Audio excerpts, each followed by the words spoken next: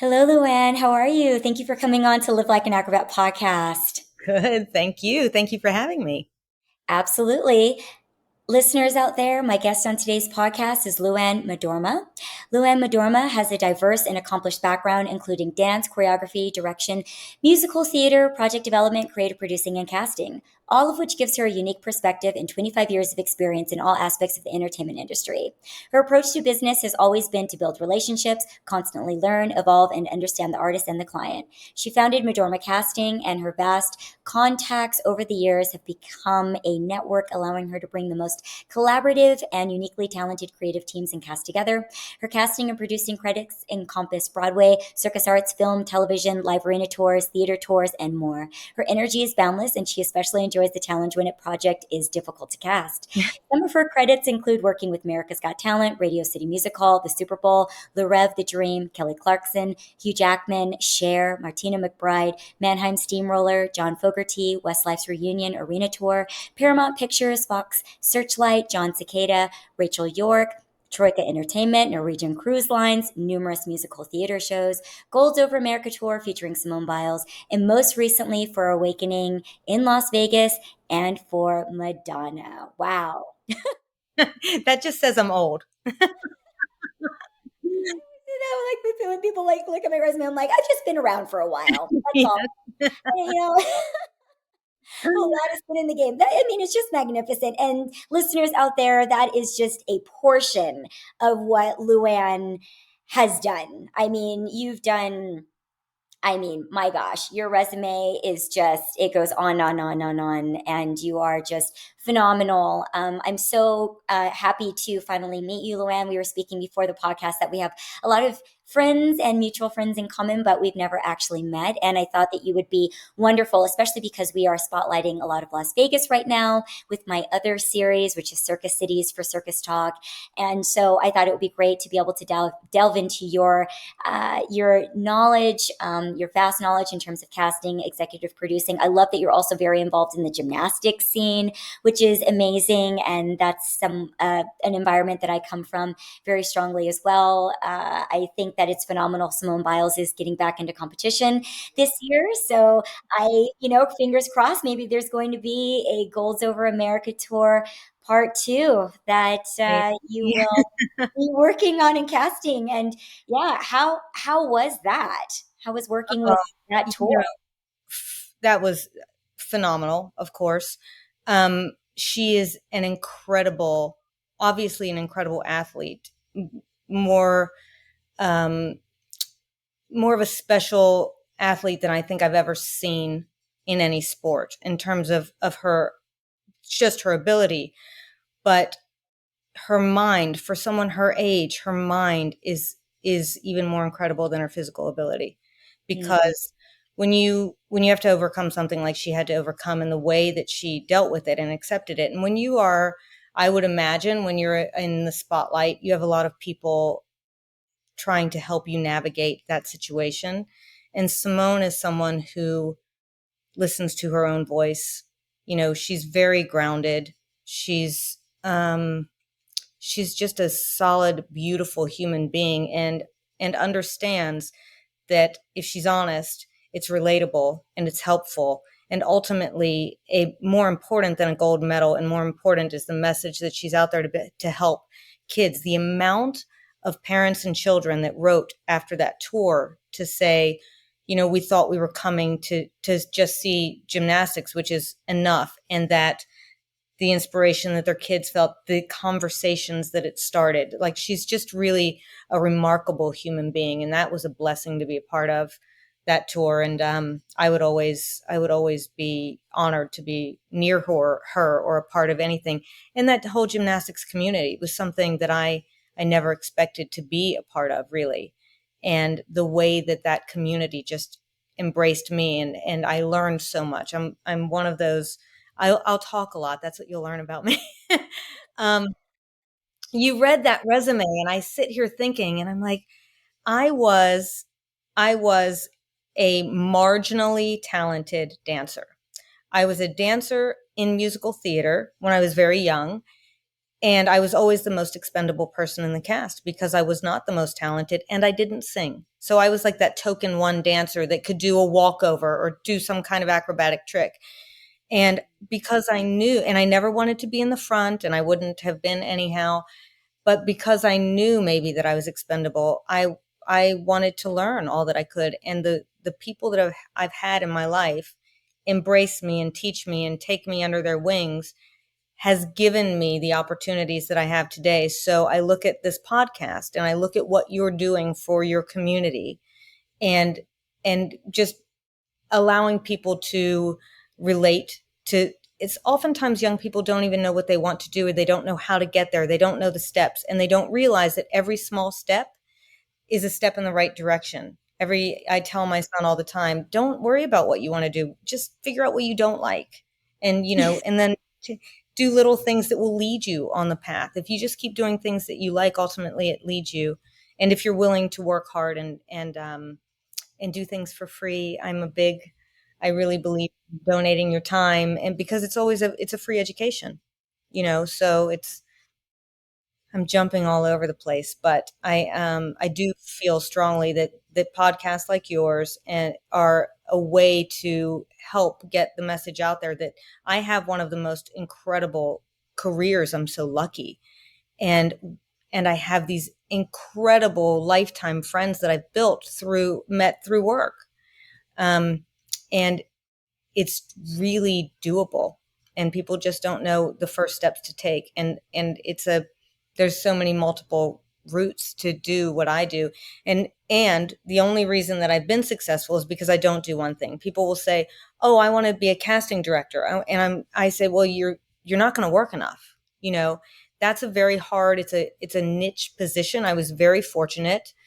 I came into the Wynn under incredible leadership, that Rick Gray let me run the department the way that I wanted to run it, and that was unconventional.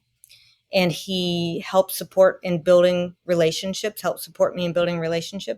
So that was fantastic. But in that time, you learn to produce shows. I had a background in dance and choreography. So now I'm like the master of none, jack of all. You could reverse that. And I get the call to, if you need a creative producer, I know how to do that because I've been a director, I've been a choreographer, I worked with crews, I understand union rules, I can kind of just step in as a switchblade knife. If you need your show cast, I have a huge network of friends that help, and I have a company that casts things all over the world. And so I do that. If there's a director that needs an associate director, I'm like, I love to work as an associate. I don't often love to direct things solely, unless I really know it like the back of my hand.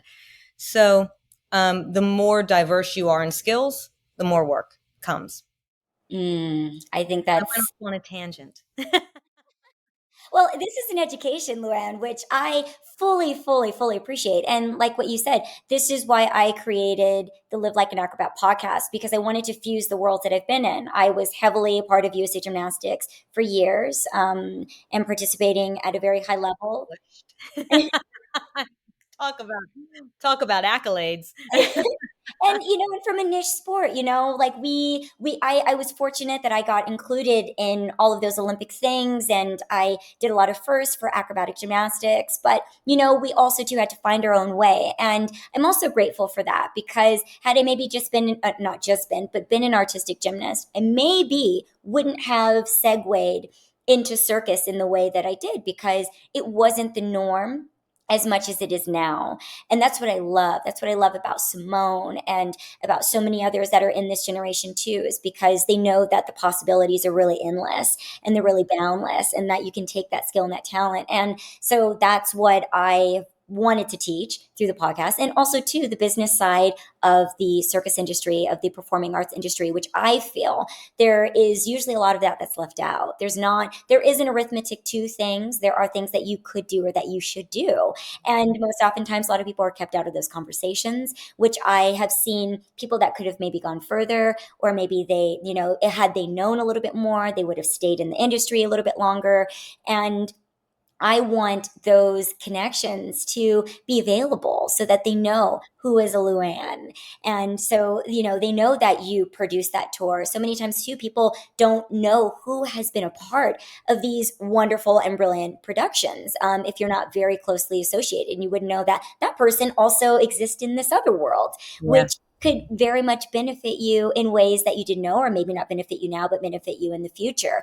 I think that the combination of those worlds that you dip and dive into is fascinating and brilliant because, again, that is the combination of what I have done throughout my career and throughout my life. And there is much more overlap now. And the road to going from the competitive world, from, even the competitive dance world and, other kind of like niche dance forms or performing arts world into the circus space or into the entertainment space is much, much smaller, in bridging that gap and then diversifying, like you said, and knowing that if you have a vast repertoire of skills and capabilities and you keep harnessing those, that you don't know where it's going to take you. It could take you into the world of Madonna, as it has taken you, Louanne, because that's what you were just working on. You were working with Madonna. And as much as you can speak about that, I would be very grateful. That would be wonderful. Um, yeah, I will go back and say something about your path as well. I obviously, we're on pause, so I won't speak very much about it other than to say it's an incredible experience. She's an incredible human being. You work with the very best, and everyone is open to teaching and learning. And when you see some of the best designers in the world that are having conversations and open to teaching and learning, it's humbling. Mm. So um, I I worked as a creative producer on her tour, working as a creative producer on her tour, which just means I help. People are like, "What does a creative producer do?" And it's basically you are a hub of information, and you help drive the schedule forward every day and deliver what each department, from lighting to set design to sound design to crew to what everyone needs. So which, my background has helped me, but every single day is a learning experience.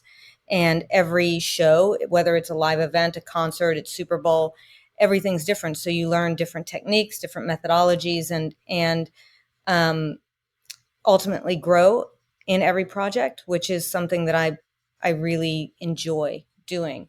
So that that may have been, this may have been, we're on pause, um, one of the greatest growing experiences of my life. I've never been so challenged, because week 2 of this process, and it's was 3.5 months, I stepped off the stage, Grace, and Oh, broke my foot and ankle and tore the ligament. oh my So, and God. I've never been injured, ever. Oh, So I was like, "Oh, I sprained my ankle." And I woke up the next day and I'm like, "Oh, I have to go to the emergency room." So I was working in a boot, and athletes all know what it's like, the challenges of working in a boot. So it makes you kind of evaluate how you do things and what your usual impulses are. And I just was talking to someone and said, I think that injury allowed me to learn more about myself and how I operate. It's just how you approach everything. So and I was going to say earlier, again, to just compliment what you've done with your podcast and with your career.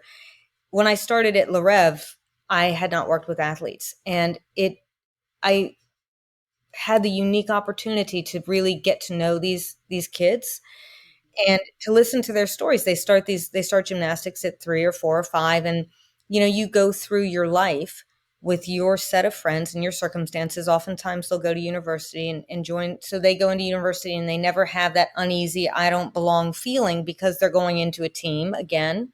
mhm. And then all of a sudden, after university, and particularly as a woman, your career is usually shorter. Men's gymnastics, they usually have a little bit elongated competitive career.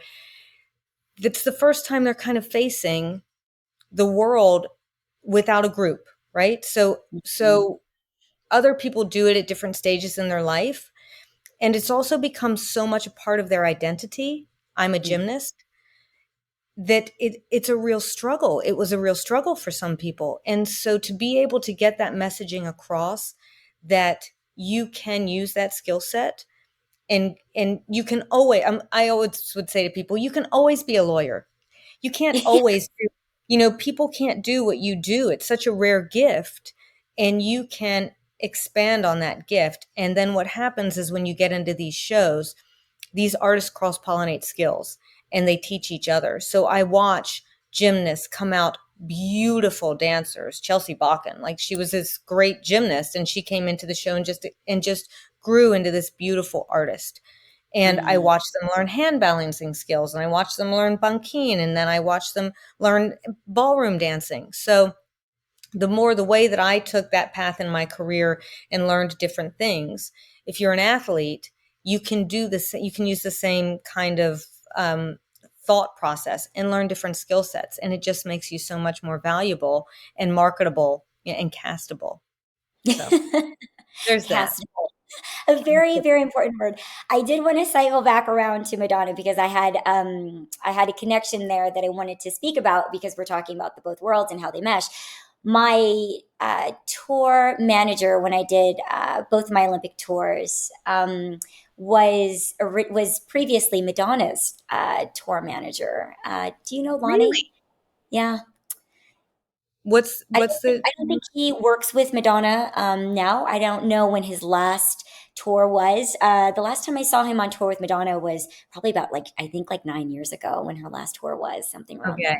But it was really something. He bounced into the gymnastics world from Madonna and then bounced back to Madonna's world, continuing her tours. And so again, when people would ask me, what was my original connection with Madonna, it started after that with dancers because I've worked a lot in LA. So I known dancers that did her tour and then different people from Cirque that worked with her. But my first one was the tour manager for the Olympic tours from USA Gymnastics. And so how about that? Again, those worlds It's a blending together. it's a small world. So not, and you see how many gymnasts kind of go into shows, into Pink's show and into these big pop shows too. Like everything is collaborative. Build your network. And this is the one thing I try to hammer home to every young child I see, every young kid, is, my God, your Instagram now is your calling card. It's your website. I'm like, please just have a private one. If you want to post pictures of you on the beach in your bikini, can you just post like what you do, your diverse talent in videos, because so often I have experienced this, I would say 90% of the time in jobs. Mm. Something happens and someone either gets injured or is unable to continue on a job, or we all get together and they decide they want one more thing, and time is of the essence. So they won't go do auditions.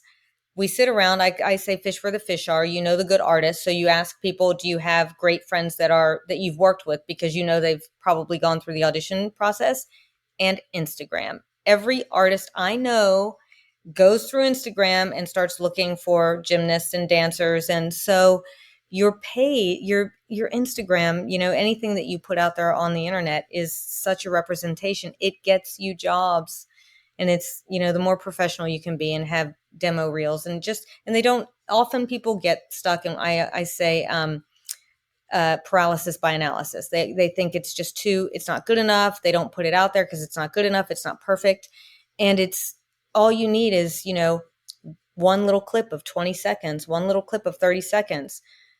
Do not do two things. Do not put your videos on fast forward to a song through an app. So I'm seeing everything in fast motion because I just delete. I can't watch it. You can't tell technique. You can't tell anything.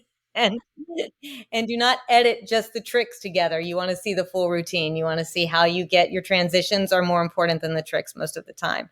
So that's my 2 cents about Instagram and demo reels.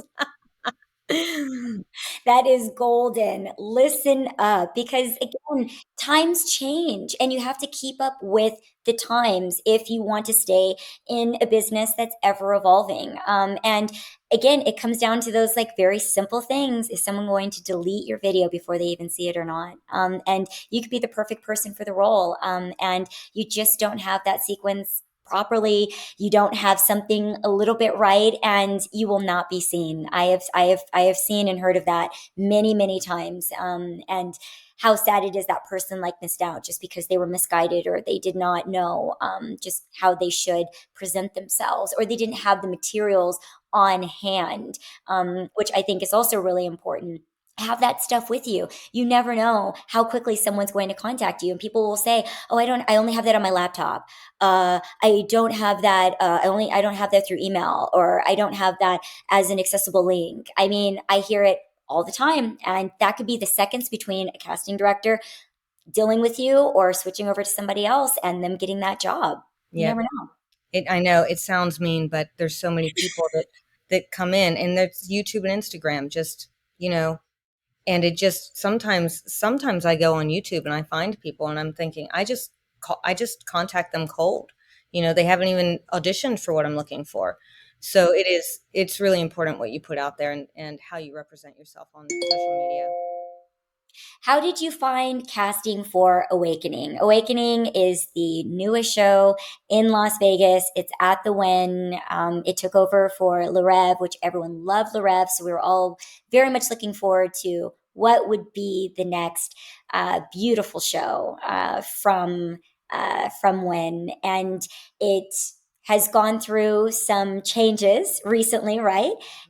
And so I would love to hear about the recasting or the re envisioning of Awakening, and how has that process been? I know you've been in the thick of it recently, Louanne. I know a couple other people that have been that work there as well. And so it's been full on, it's been a lot, like every single project is. I mean, the work that goes into bringing a show like that to life is just astronomical, and the things that you go through during a creation, and then getting a show up and running, and then I can't imagine only bringing it back down, and then also too being able to have it some time, and see again what works, what doesn't, and then bring it back. That must have also just been fascinating. Have you been through that before? Okay. Yes, and not to this degree. And Okay. I'm so glad you just said, you know, the work that goes into it is astronomical, because that process is different from any. They took on a gargantuan project, and the other gargantuan projects that have been taken on the strip had a very different, um, prep to from preparation to fruition. So, and I'll explain that. First of all, it was a little bittersweet, right? Because all of us were so in love with Le Reve. So Yeah. I didn't know what to expect. I start to see these designs, and I'm thinking, oh, this is new. This is different. Okay. I've never seen a show like this. I've never seen a stage like this. And that's where it happens. I used to say, if you dream it, the wind will do it. Right. So, and they did. And the incredible mind of Baz Halpin dreaming this up. So the search for the cast of 65 was a an incredible experience, because we were the first ones to do auditions in New York after the pandemic. Mhm. They told me, probably get in trouble for this, they told me 15 people in a room at a time. But the dancers that came out, and the emotion, I mean, so remember New York during COVID, Yeah. these dancers had not seen each other. And this was the first time they'd been at a live audition. I couldn't keep them out of the room. Mm. They were they were incredible, and they were on fire. And I'm like, how are we going to choose? And they were so emotional. And at the end, they just didn't want to leave. And I probably had 150 people in the room. I was like, I'm going to be in so much trouble. But you couldn't help it. Like, we were so many times emotional behind the table, because they would give it all. They would, when you do an audition, you teach it, and then they do it. We did it 6 at a time because there were so many people. And they would leave everything they had. And then you would just see tears running down their face. And so I'm sitting behind the table, and my assistant's crying, and I'm like, hold it together, hold it together. Because they were just so good. Mm. So that process was very, very special, and will forever be imprinted on my heart. Like, you saw the raw love of the art of the performers, right? And so selecting the cast was very difficult. And we'd have it laid out, and we'd have it down to 150. And you're like, huh, I don't know how to get down from here. And a lot of people had opinions. And so we finally got it down to the cast they chose. And it is the most beautiful cast. And I took my very dear friend Kenny to the opening night. And at the end of the night, when they take their costumes off their face, he looked around and he saw, and I thought it was the most beautiful representation of humanity that I've ever been a part of casting. It was every culture, it just was a picture of humanity for me. So I was very, very proud. The show is phenomenal. It's so the process that I was talking about earlier, when a company like Cirque du Soleil imagines a show, it's years in the making. And then, for instance, Reve was 8 months in Belgium, and then they came to America. So you have all this time.